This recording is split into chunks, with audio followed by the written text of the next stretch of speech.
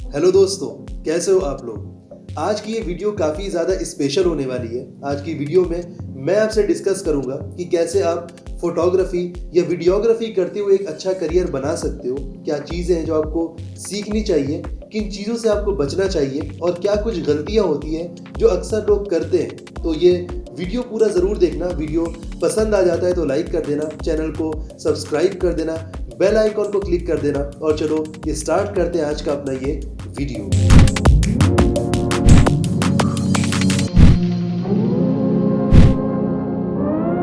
तो दोस्तों, अगर मैं बात करूं फोटोग्राफी की, तो ये काफ़ी ज़्यादा ग्रोइंग इंडस्ट्री है। काफ़ी कुछ है इसमें करने के लिए आपको।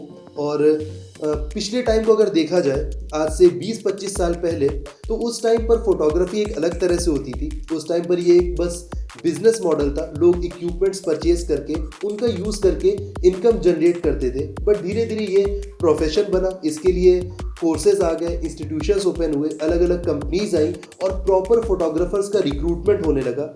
और धीरे धीरे आज के टाइम को अगर आप देखो तो ये एक पैशन बन चुका है। लोगों के अंदर एक ड्रीम है, एक लाइफ को वो एडमायर करते हैं कि जब वो फोटोग्राफर बन जाएंगे, वो काफ़ी आगे निकल जाएंगे तो एक बहुत ही अच्छी लाइफ वो जीना शुरू कर देंगे, जैसे काफ़ी फोटोग्राफर्स जी रहे हैं। तो आज के टाइम को देखते हुए मैं ये कहूँगा कि फोटोग्राफी बहुत अच्छा एरिया है। अगर आप इसमें आ चुके हो तो बिल्कुल भी छोड़ना नहीं।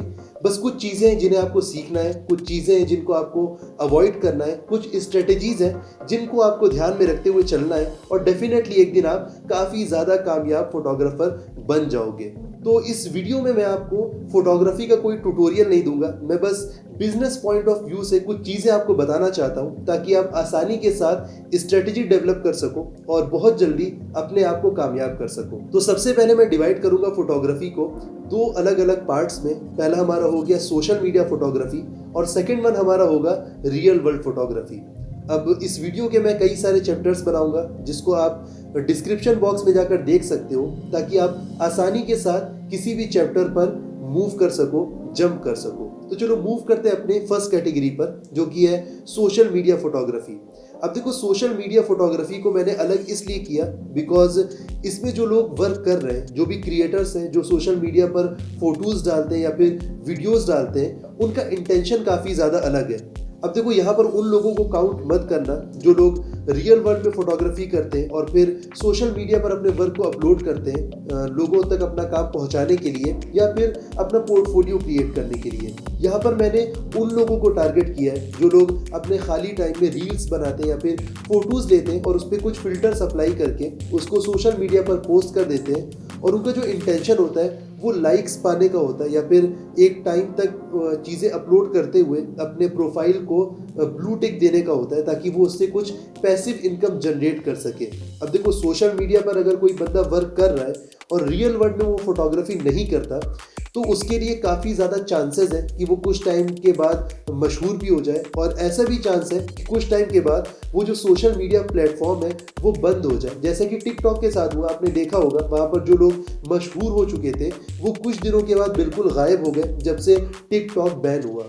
तो इसको मैंने बिल्कुल अलग कैटेगरी बनाया ताकि मैं अपनी आज की इस कन्वर्सेशन से इसको बिल्कुल हटा सकूं। अब चलो मूव करते हैं रियल वर्ल्ड फोटोग्राफी पर। और आज की हमारी जो वीडियो का टॉपिक है वो बिल्कुल इसी से कनेक्टेड है। तो देखो, जो रियल वर्ल्ड फोटोग्राफी है, यहाँ पर काफ़ी कुछ है करने के लिए और ये सेक्टर काफ़ी ज़्यादा ग्रो कर रहा है। अगर मैं बात करूँ तो फैशन फोटोग्राफी होती है, आपकी वाइल्ड लाइफ फोटोग्राफी होती है, स्पोर्ट्स फोटोग्राफी होती है, कैलेंडर शूट होते हैं, ब्रांड फोटोग्राफी होती है, प्रोडक्ट्स की फोटोग्राफी होती है।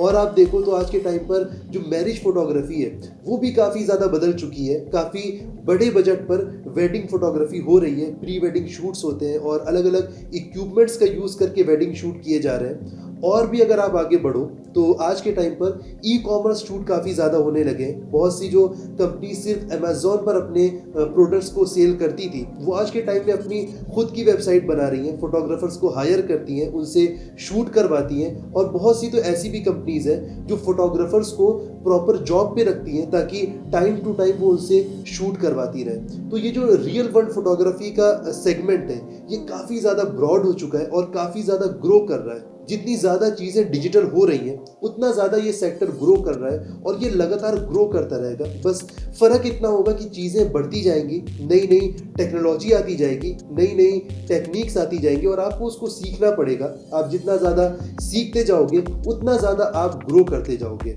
अब अगर आप एक लंबे टाइम से फोटोग्राफी कर रहे हो और आप ये सोच रहे हो कि मुझको और क्यों सीखना है, मुझको और क्यों सीखना चाहिए, तो आप यहाँ पर थोड़ा सा गलत हो। बिकॉज देखो, टेक्नोलॉजीज ग्रो कर रही है, ज़माना आगे बढ़ रहा है, नई नई चीज़ें मार्केट में आ रही हैं, तो आपको सीखना तो पड़ेगा। अब आपका सीखना उस टाइम बंद हो सकता है जब आप ये सोचो कि दुनिया बिल्कुल ठप हो जाए, कुछ नई चीज़ मार्केट में ना आए, कोई भी नया इक्विपमेंट ना आए, कोई भी नई टेक्निक ना आए। तो सीखने की जब बात हो रही है तो यहीं से हम मूव करते हैं अपने नेक्स्ट पॉइंट पर और देखते हैं क्या स्किल्स हैं जो आपको सीखनी चाहिए। तो फर्स्ट ऑफ ऑल हम बात कर लेते हैं फोटोग्राफी की, क्योंकि हम फोटोग्राफी की ही बात कर रहे हैं। तो फोटोग्राफी तो आपको अच्छे से आनी चाहिए। अब अगर आप एक स्टूडेंट हो या फिर आप एक कॉलेज गोइंग बंदे हो तो फोटोग्राफी सीखने के लिए आपके पास काफ़ी ज़्यादा टाइम है। आप बहुत ज़्यादा टाइम देकर फोटोग्राफी सीख सकते हो। और अगर आप एक बंदे हो जो फोटोग्राफी कर रहे हो तो आपको बहुत ज़्यादा सीखने की ज़रूरत तो नहीं है। आप पहले से वर्क कर रहे हो तो काफ़ी कुछ चीज़ें तो आपको आती होंगी। अगर कुछ नया इम्प्लीमेंट हो रहा है मार्केट में तो जस्ट आपको वही सीखना है और आप फिर अपने आप को एक अच्छे लेवल पर लाकर खड़ा कर सकते हो। अब सीखने के भी कई सारे तरीके हैं। अगर आप इंस्टीट्यूशन ज्वाइन करते हो तो भी आप सीख सकते हो। आप किसी के असिस्टेंट बन सकते हो, आप किसी कंपनी में इंटर्न बन सकते हो और आप यूट्यूब से भी सीख सकते हो। तो प्रिफरेबल तरीका क्या होना चाहिए वो हम लोग डिस्कस कर लेते हैं। तो देखो, अगर आप एक ऐसे बंदे हो जिसे फोटोग्राफी पहले से आती है और फिर कोई नई टेक्नोलॉजी निकल कर आती है जो आपको लगता है कि आपको सीखनी चाहिए, उसके बिना आपका काम नहीं चलेगा, तो डेफिनेटली आप यूट्यूब पर जा सकते हो और वहाँ से आप चीज़ें सीख सकते हो। क्योंकि आप एक फोटोग्राफर हो तो आप रियल वर्ल्ड में जाकर उसको टेस्ट भी कर सकते हो, उसकी प्रैक्टिस भी कर सकते हो। प्रैक्टिकल नॉलेज आपको लेना आसान होता है। बट अगर आप एक नए बंदे हो जो फोटोग्राफी में भी कदम रख रहा है तो मैं आपको सजेस्ट करूंगा कि YouTube का सहारा ना लो। आप किसी इंस्टीट्यूशन में जाकर सीखो, आप किसी के असिस्टेंट बन जाओ या फिर आप किसी कंपनी में एज एन इंटर्न वर्क करो। बट एक चीज़ का ख्याल रखना कि जिस जगह भी आप जाओ और जिसके अंडर में भी आपको काम करना हो वो आदमी एक अच्छा फोटोग्राफर होना चाहिए। बिकॉज अगर उसको खुद ही कुछ नहीं आता तो वो आपको क्या सिखाएगा। अब चीज़ें यहीं पर ख़त्म नहीं होती, हम बात कर रहे हैं सीखने की। तो देखो, फोटोग्राफी सीखना आपको कामयाब होने के लिए काफ़ी नहीं है। अगर आपको फोटोग्राफी आती है तो आप एक अच्छी फ़ोटो खींच सकते हो, आप एक अच्छी वीडियो बना सकते हो। बट अगर मैं बात करूं अर्निंग की, बिकॉज आज का हमारा जो टॉपिक है वो अर्निंग को लेकर है कि आप फोटोग्राफी से अर्निंग कैसे करोगे, तो आपको बहुत सी ऐसी चीज़ें हैं जो आनी चाहिए। अब मान के चलो कि आप फोटोग्राफी अच्छी कर लेते हो बट आप कहीं पर काम लेने जाते हो तो आप उसको सही से बता नहीं पाते हो कि आपको क्या क्या आता है, तो डेफिनेटली आपको काम नहीं मिलेगा। तो मूव करते हैं अपने अगले टॉपिक पर और डिस्कस करते हैं क्या कुछ ऐसी स्किल्स हैं जो आपको फोटोग्राफी के साथ आनी चाहिए। अब देखो, एज अ फोटोग्राफर फोटोग्राफी तो आपकी कोर स्किल हो ही गई, इसमें तो आपको माहिर होना ही पड़ेगा। बिकॉज आप कोई सोर्स लगा के, कोई रेफरेंस लगा के कैसे भी बेवकूफ़ बनाकर किसी को अगर काम पकड़ भी लेते हो और आपको फोटोग्राफी आती ही नहीं है तो आप डेफिनेटली एक अच्छा रिजल्ट नहीं दे पाओगे। बट इसके साथ साथ बहुत सी ऐसी चीज़ें जो आपको आनी चाहिए। जैसे आप किसी के पास जाओगे तो आपको वहाँ कम्युनिकेट करना पड़ेगा, तो आपकी कम्युनिकेशन स्किल अच्छी होनी चाहिए, आपको बात करना आना चाहिए, आपको सही तरीके से बैठना आना चाहिए, आपको सही तरीके से चलना आना चाहिए। और अगर मैं बात करूं और ज़्यादा तो आपकी प्रेजेंटेशन स्किल भी अच्छी होनी चाहिए। बिकॉज आप उसको अपना पोर्टफोलियो दिखाओगे, आप उसको अपना काम दिखाओगे, तो इन चीज़ों को दिखाने के लिए आपकी प्रेजेंटेशन स्किल भी अच्छी होनी चाहिए। और आज के टाइम को देखते हुए आपको इंग्लिश लैंग्वेज भी आनी चाहिए। बिकॉज अगर आप कोई चीज़ सर्च कर रहे हो इंटरनेट पर, कोई आर्टिकल आपके सामने आता है या फिर कोई वीडियो आप देख रहे हो और वो वीडियो इंग्लिश में है और आपको इंग्लिश ही नहीं आती, तो आप बहुत सही से चीज़ों को नहीं सीख पाओगे। और अगर किसी से आप मीटिंग करने जाते हो, किसी से आप काम लेने जाते हो और वो आपके सामने कुछ सेंटेंसेस इंग्लिश के बोलता है और आपको इंग्लिश बिल्कुल भी नहीं आती, तो कहीं ना कहीं आपका कॉन्फिडेंस डाउन होगा। आप एक अच्छे फोटोग्राफर हो फिर भी आप वहाँ से काम नहीं उठा पाओगे। और इसके साथ साथ आप मार्केटिंग और सेल्स को भी सीखो। बिकॉज देखो, आप खुद में एक प्रोडक्ट हो, आपने काफ़ी मेहनत करके फोटोग्राफी सीखी है या फिर आप काफ़ी मेहनत करके फोटोग्राफी सीखने वाले हो, तो आपको अपने आप को बेचना आना चाहिए। आपके पास इतनी स्किल्स होनी चाहिए कि आप सही तरीके से किसी भी डील को क्लोज कर पाओ। आप अपनी जो आपकी स्किल्स हैं उनके हिसाब से इनकम जनरेट कर पाओ, और जिससे भी आप मिलो वो आदमी आपसे मिल के काफ़ी ज़्यादा मुतासिर हो, और 5-10 मिनट की मीटिंग में ही आप किसी भी डील को आसानी से क्लोज कर सको।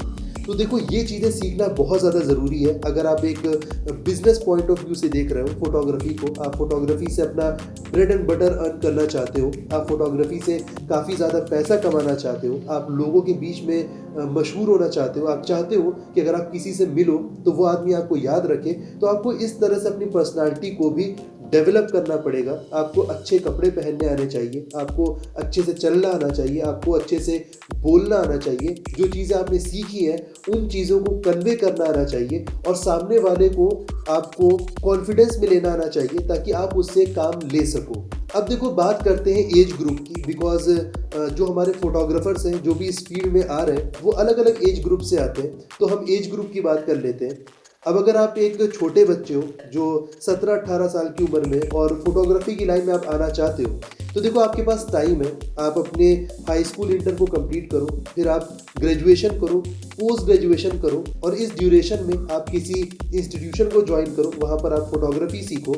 आप किसी फोटोग्राफर के पास इंटर्न बन सकते हो, आप किसी फोटोग्राफर को असिस्ट कर सकते हो, और आप अपने खाली टाइम में सीख सकते हो फोटोग्राफी को।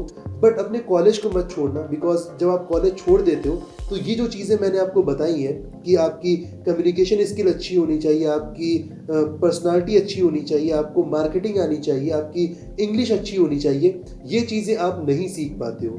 तो ये ध्यान रखना, अपनी पढ़ाई को मत छोड़ना। पढ़ाई करते करते आप कोशिश करना कि आप फोटोग्राफी को सीखो, और फिर जब आपकी स्टडी कंप्लीट हो जाए, आपका ग्रेजुएशन या फिर पोस्ट ग्रेजुएशन कंप्लीट हो जाए, तो आप प्रॉपरली मार्केट में उतर सकते हो और फोटोग्राफी कर सकते हो। अब सवाल ये उठता है कि कुछ हमारे ऐसे भी लोग हैं जो फोटोग्राफी कर रहे हैं और इस टाइम पे उनको ज़रूरत है कि इन चीज़ों को सीखा जाए, बिकॉज उन्होंने अब तक ये चीज़ें नहीं सीखी हैं। तो मैं उनको सजेस्ट करूंगा कि आप आज से इसको शुरू कर दो। आधा 1 घंटा रोज़ अपनी पर्सनालिटी को दो, अपने आप को तैयार करो, अपने लिए स्पीचेस तैयार करो, और 2-4-5 महीने या 6 महीने में आप डेफिनेटली अपने अंदर सुधार देखोगे। आपको अपने अंदर बहुत ज़्यादा चेंजेस देखने को मिलेगा, बिकॉज देखो, देर तो कभी नहीं होती। जब भी आप चीज़ों को समझ जाओ, आप उसको करना स्टार्ट कर सकते हो, बिकॉज ये चीज़ें आपको काफ़ी लंबे टाइम तक काम आने वाली है। और जब काम की बात आ गई है तो चलो मूव करते हैं नेक्स्ट टॉपिक पर और देखते हैं कैसे कैसे आप इनकम जनरेट कर सकते हो। तो देखो, सबसे आसान तरीका फोटोग्राफी लाइन में इनकम जनरेट करने का है कि आप कहीं भी जॉब कर लो, आप किसी भी कंपनी में लग सकते हो। अभी आज के टाइम पर बहुत सी कंपनीज हैं जो फोटोग्राफर्स को हायर कर रही हैं। कोई कपड़े की कंपनी होगी, कोई अलग अलग कंपनी आप देख सकते हो, चाहे तो वो मेडिसिन की कंपनी हो या फिर कोई और ई कॉमर्स कंपनी हो, या किसी और भी तरह की कंपनी हो सकती है जो ई कॉमर्स वेबसाइट पर एक्टिव है, या फिर वो ई कॉमर्स बिजनेस इस्टेब्लिश करने जा रही है। आप वहाँ पर ज्वाइन कर सकते हो और एज अ फोटोग्राफर उनके लिए आप काम कर सकते हो। इसके अलावा आप फ्रीलांस वेबसाइट्स भी बहुत सारी हैं, जैसे फाइवर आपका हो गया, freelance.com है, या फिर अपवर्क है। यहाँ भी जाके आप प्रोजेक्ट्स उठा सकते हो। और इसके अलावा बहुत से ऐसे लोग हैं जो वर्क देते हैं, जैसे डायरेक्टर हो गए या फिर प्रोडक्शन हाउस हो गए, वहाँ पर भी जाके आप उनसे बात कर सकते हो। और अगर आपकी ये स्किल्स अच्छी हैं, आप अच्छे से कम्युनिकेट कर ले जाते हो, आप अच्छे से बात करना जानते हो, आपकी लैंग्वेज अच्छी है, आपकी बॉडी लैंग्वेज अच्छी है, तो आप डेफिनेटली वहाँ जाओगे, 2-4-5 मीटिंग्स करोगे और आपको काम ज़रूर मिलेगा। और आपके लिए मैं एक चीज़ बताना चाहूँगा, नवाजुद्दीन सिद्दीकी का नाम आपने सुना होगा। उस बंदे ने 17-18 साल तक मुंबई की खाक छानी है। मुंबई में बहुत छोटे लेवल पर रहा है वो बंदा, और उसने बहुत छोटे छोटे वर्क किए, बहुत छोटे छोटे रोल्स उसने किए, बट उसने कभी हार नहीं मानी। वो लगातार चलता रहा, लगातार काम करता रहा, और आज के टाइम पर आप देख सकते हो कितना चमकता हुआ सितारा है। अब चलो मूव करते हैं अपने लास्ट पॉइंट पर, और यहाँ पर हम डिस्कस करेंगे कुछ कॉमन मिस्टेक्स को जो लोग करते हैं, जिसकी वजह से वो जल्दी कामयाब नहीं हो पाते, या यूं कह लो कि उनकी कामयाबी डिले हो जाती है। तो देखो, कुल 3 पॉइंट्स हैं जो मुझको डिस्कस करने हैं। तो पहला तो हमारा है प्रोसेस को अच्छे से फॉलो ना करना, दूसरा है कंसिस्टेंट ना रहना, और तीसरा है पेशेंस की कमी।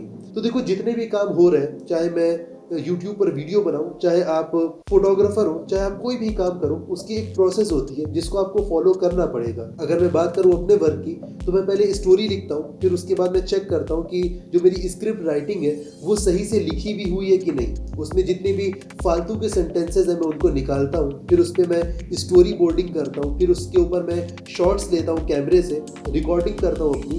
देन फिर मैं उसको चेक करता हूँ, जब तक कि रिकॉर्डिंग सही नहीं हो जाती मैं टेक्स लेता रहता हूँ। काफ़ी टाइम लग जाता है कभी कभी मुझको वीडियो को रिकॉर्ड करने में।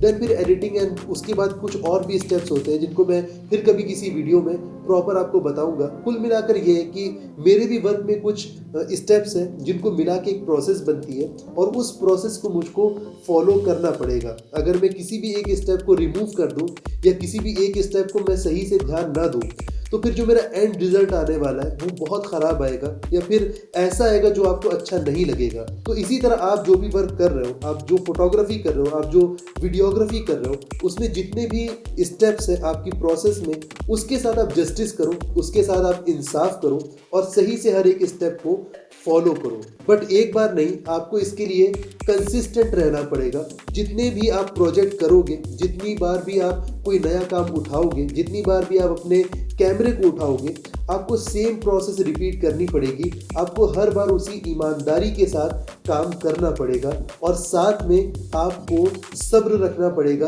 पेशेंस रखना पड़ेगा। बिकॉज ऐसा हो सकता है कि आपका साथी 2 साल में कामयाब हो जाए, आपको 3 साल लगे, आपको 4 साल लगे, बट आपको सब्र रखते हुए कंसिस्टेंट रहना है, और जो प्रोसेस आपकी है उस प्रोसेस पर आपको कंसिस्टेंट रहना है, और काफ़ी मेहनत के साथ अपनी प्रोसेस को आपको फॉलो करते रहना है। और आपको ये उम्मीद रखनी है और ये भरोसा रखना है कि आप एक दिन कामयाब ज़रूर होगे।